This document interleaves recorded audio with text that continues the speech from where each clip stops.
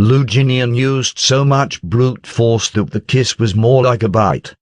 Qiao Anhao recalled the previous 2 times, the excruciating pain that had almost killed her, and she grew nervous.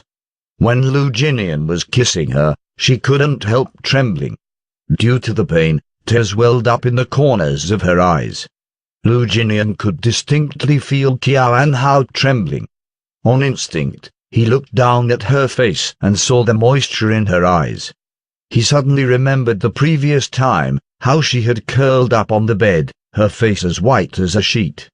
Unconsciously, he tightened his grip on her shoulders, his expression still cold, but his actions grew gentler, softer.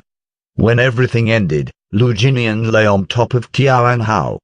After his release, his brain became hazy, as though his entire soul had been emptied. Lu Jinian lay on top of Qiao Anhao, panting.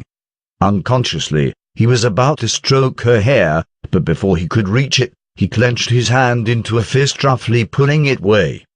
Turning, he came off her body. He took his robe and casually wrapped it around his body, then turned to look at Qiao Anhao. Curled in a corner of the sofa, she was breathing heavily.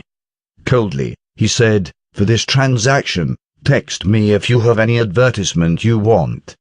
If you don't have anything in mind, I'll randomly assign you one." Finished, he walked towards the bathroom, slamming the door shut behind himself. Qiao Anhao was the only one left in the living room. The moment Lu Jinian turned away, she reached for her clothes, shielding her naked body.